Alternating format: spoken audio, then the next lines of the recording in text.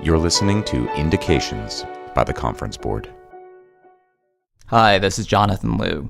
Today we talk about the aftermath of the U.S. midterm elections.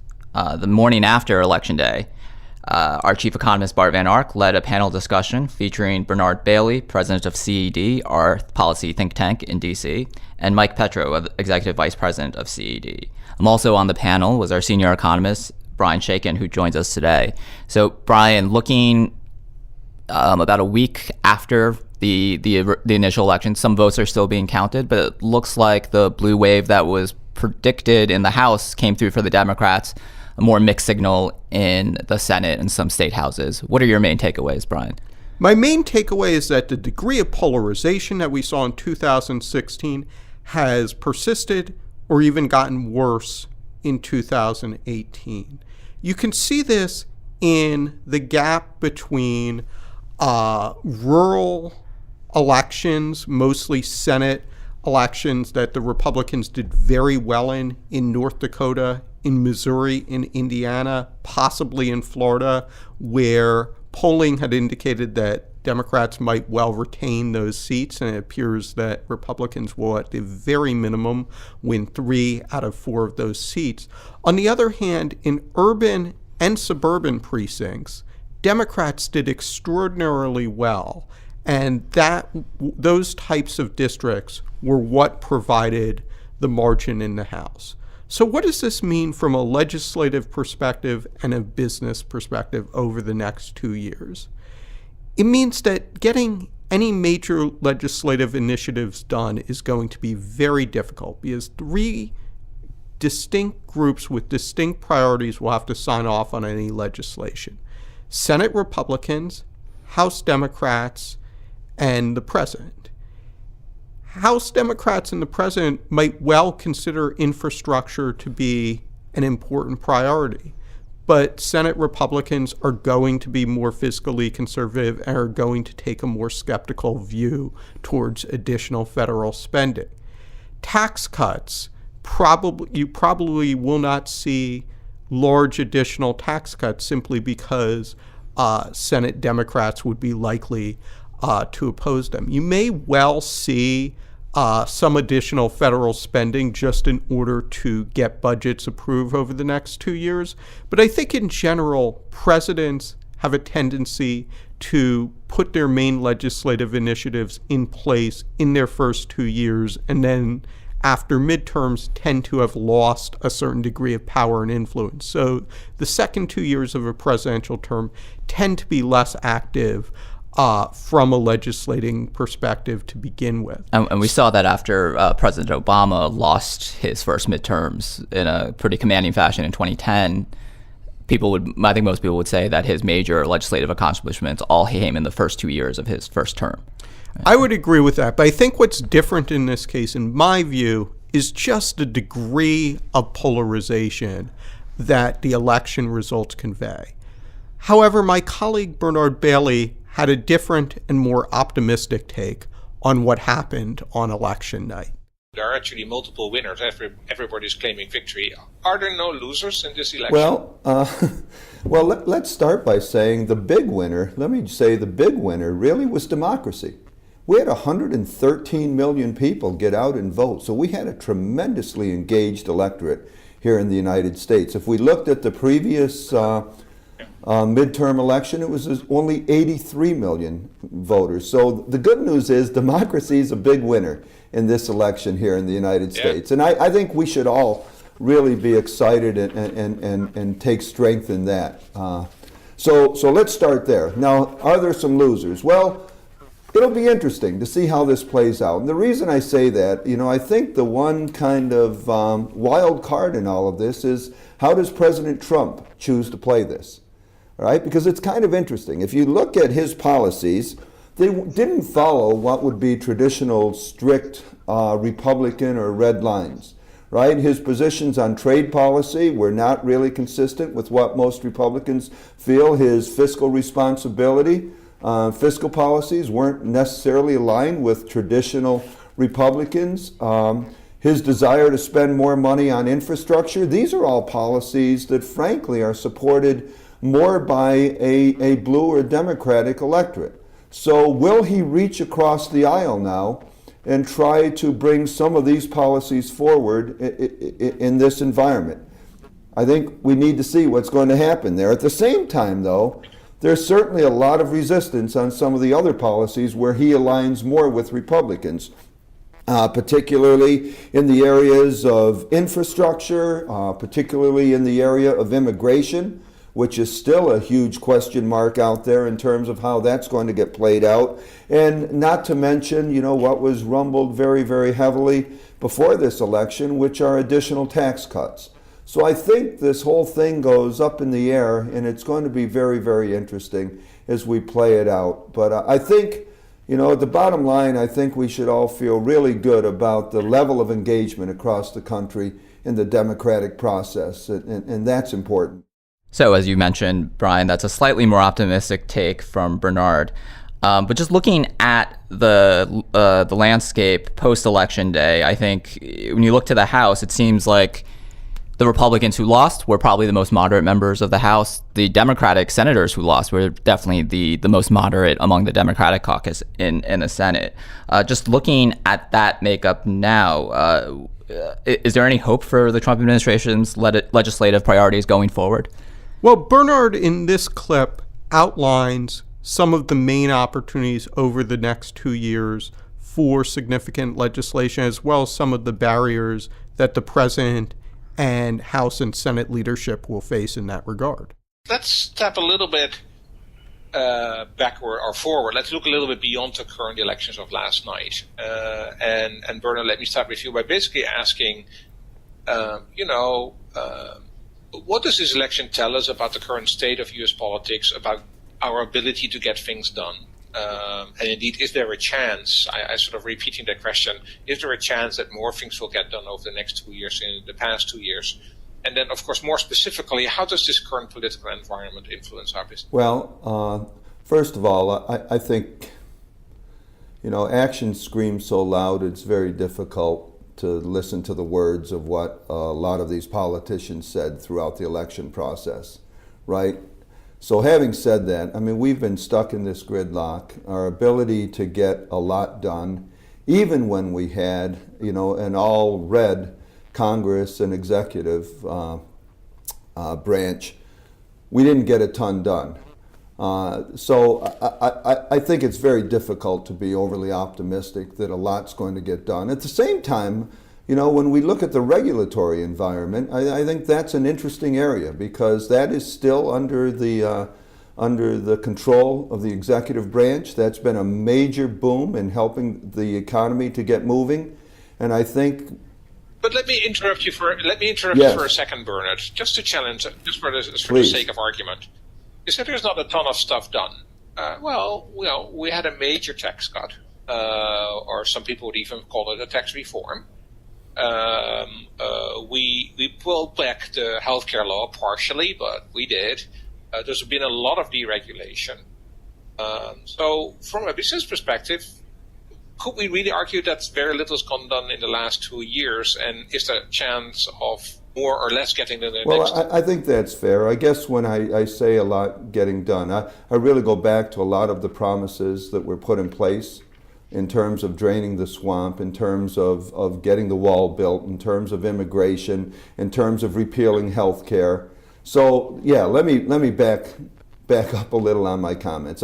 First of all, I think President Trump and his administration got more done in the last 2 years than almost any president has in their first 2 years in modern history. So, especially from a business perspective. I think he's got a lot done, especially in terms of the things that he had control over, which is on the executive branch, particularly around the regulatory environment. So a lot has been done there, and I think we'll continue to see those types of things done.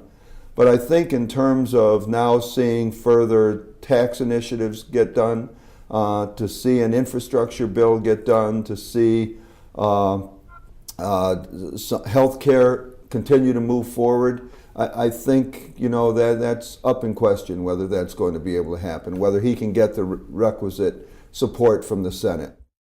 So as Bernard describes it, the administration took incredible action to reshape America's fiscal destiny during its first 2 years. Let's now hear from Brian about what prospect for fiscal policy initiatives and infrastructure spending look like in the next 2 years of the Trump administration.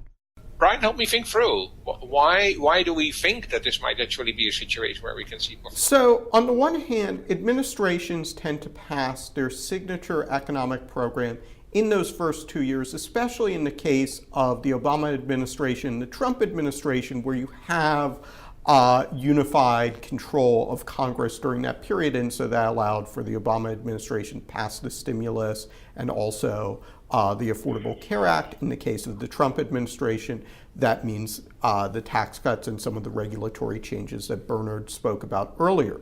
And so there's much less opportunity, especially after a midterm in which one of the houses changes over in terms of control, for big fiscal programs to be passed. And that's especially true when the two houses are divided as well, so that President Trump might be interested in making a deal on infrastructure, but he'd have to make that deal not only with House Democrats who might be interested in taking more of a government spending approach to infrastructure, but also Senate Republicans who, if there was any infrastructure spending, would take more of a public-private partnership approach and would be much more hesitant to engage in general in non-discretionary spending. So I think it's going to be much more difficult to pass an infrastructure program, and it's going to be much more difficult to pass further tax cuts. You may very well see in the process of negotiating a budget some modest increase in government spending, but it's not going to be, I think, comparable with what happened last year, especially given that Treasury interest rates are now much higher.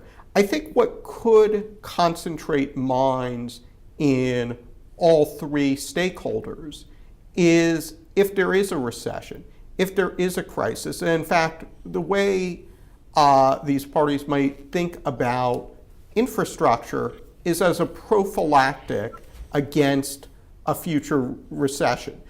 A program where priorities could be defined, thinking about the next generation of infrastructure that would be needed to boost productivity growth, what types of wireless networks would be needed, what types of technological investments might be useful, and sort of what types of surface and rail transportation would help bring about faster productivity growth, and then to wait, to basically set the legislation in such a way that the spending would commence at such time when there is more underutilized labor resources available, i.e. a period of recession or economic slowdown, when those resources could be more productively employed building some of this infrastructure. So why was Mike Petro more optimistic of a prospect for an infrastructure deal in your conversation, Brian? Because he's heard from Democratic leaders who have expressed more enthusiasm for infrastructure spending, and not only that, a willingness to work with the president to possibly make that happen. Let's play that clip now. Do you agree that the Senate will indeed be the one that will keep us honest here when it comes to fiscal responsible behavior? Well, I've never been in the business of disagreeing with my boss. So I think You do every day, Mike. I think that Bernard is right about the check in the Senate. I will say, though, part of the reason why I'm a little schizophrenic on this poll, because I do think that if with a Democratic Congress, further tax cuts are probably off the table, and so you could see some fiscal restraint there without further tax cuts. So I think from that standpoint, perhaps the pollsters might be headed in the right direction. But that being said, then you look at infrastructure. Now, infrastructure, interestingly enough, has a history of bipartisan support. Steny Hoyer, the majority leader for the Democrats, number 2 in the House, has said on occasion that he looks forward for reaching across the aisle, working with the president on infrastructure. So I don't know. I'm skeptical about what could be done there. But I do think that I could see and envision some sort of deal between Trump and the Democratic House that might have some resonance with the Senate and get something done before the election. I don't think it's, I think it's probably about a 30% chance that'll happen, but I do think it's possible. So what is then if that's possible and if that's happened, what is then the likelihood of a serious deficit or debt crisis?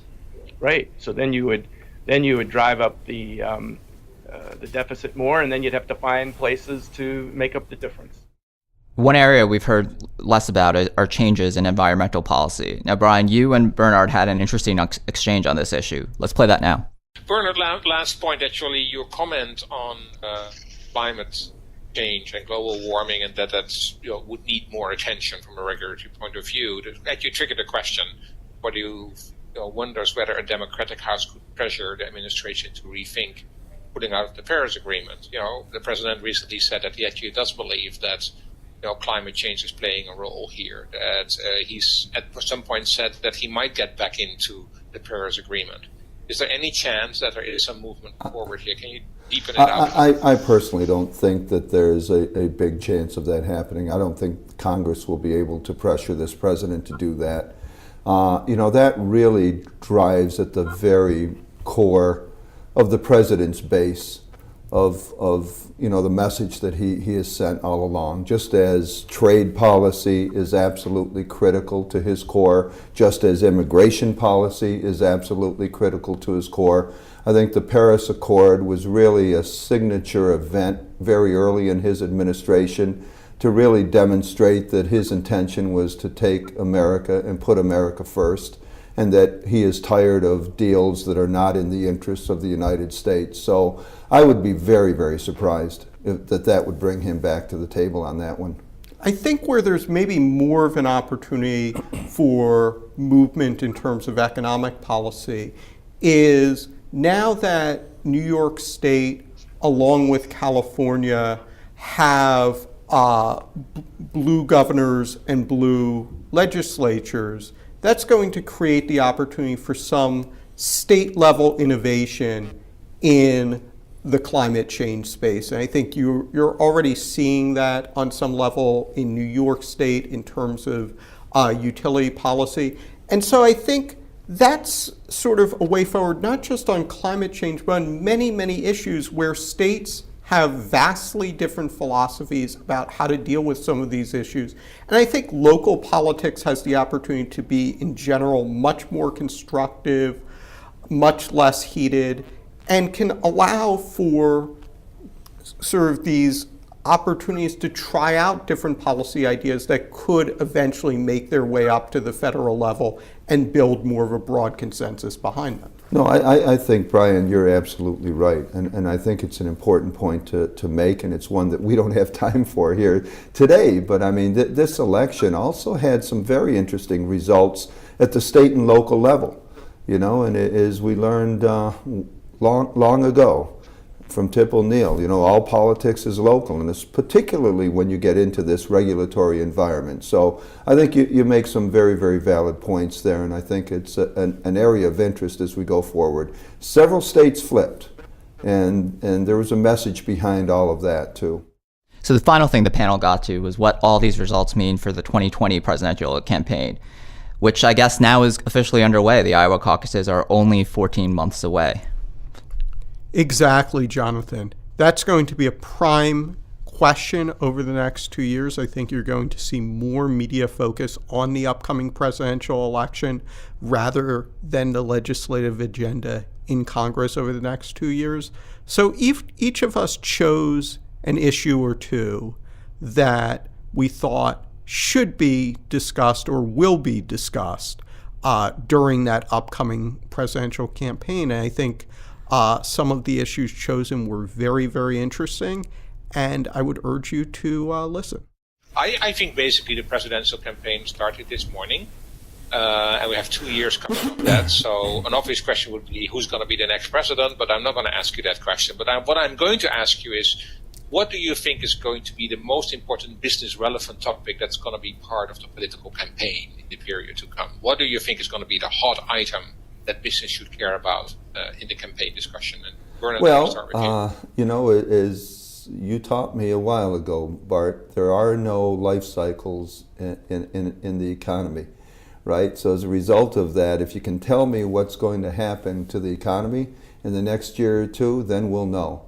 But the bottom line is that, we're coming off a very, very robust economy.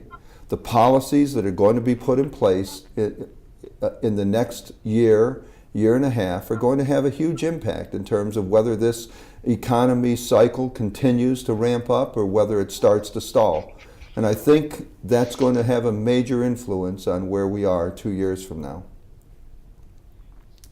Brian, what's the big campaign topic? I think the issue that business should be concerned with, and that hopefully will become an important part of the 2020 discussion, is issues around regulation of new technologies, how competition policy should be shaped given the growth of many important technology companies, and also thinking about issues around data protection. I think those issues are becoming increasingly issues of public concern, particularly based on some of the incidents we've seen over the last year.